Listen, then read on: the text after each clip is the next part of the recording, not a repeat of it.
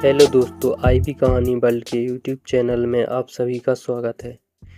आइए दोस्तों, आज की कहानी शुरू करते हैं। नज़रिया और मेहनत। एक समय की बात है, एक गांव में दो मूर्तिकार रहते थे। रघु और सोम दोनों ही अपनी कला में माहिर थे, लेकिन दोनों का जीवन को देखने का तरीका बिल्कुल अलग था। अवसर की तलाश। एक दिन शहर के एक बड़े सेठ गांव आए। उन्होंने दोनों मूर्तिकार को एक एक पत्थर का बड़ा टुकड़ा दिया और कहा, मुझे 1 महीने बाद भगवान विष्णु की सबसे सुंदर मूर्ति चाहिए।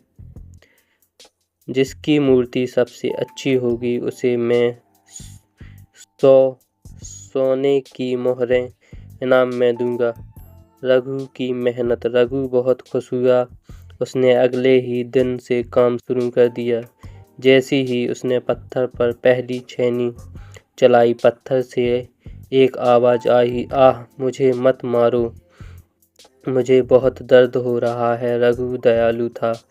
उसने सोचा, बेचारे पत्थर को दर्द हो रहा है, मैं इसे छोड़ देता हूँ। उसने उस पत्थर को एक कोने में रख दिया और दूसरा पत्थर ढूंढने लगा, लेकिन उसे वैसा बड़ा पत्थर नहीं मिला और उसका समय बर्बाद होता गया। सोम का संघर्ष। दूसरी ओर सोम को भी उसी दर्द भरी आवाज़ का सामना करना पड़ा। जब उसने पत्थर पर चोट की तो पत्थर चिल्लाया, मुझे छोड़ दो, यह चोट असहनीय है। सोम ने रुककर पत्थर से कहा, मित्र, आज का यह दर्द कल की तुम्हारी सुंदरता बनेगा। अगर तुम आज थोड़ी चोट नहीं सहोगे तो तुम कभी भगवान नहीं बन पाओगे। सोम निरंतर मेहनत करता रहा। पत्थर तराशा गया,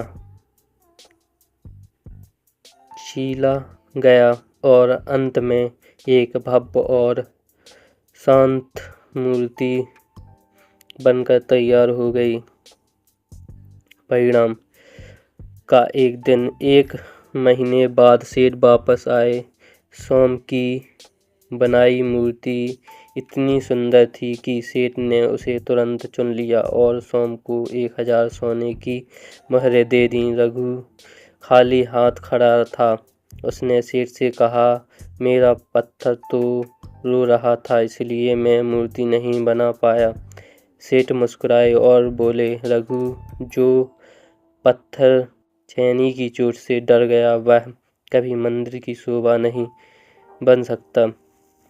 कहानी की सीख। कहानी जीवन में सफलता पाने के लिए हमें मुश्किलों और संघर्षों, चोटों का सामना करना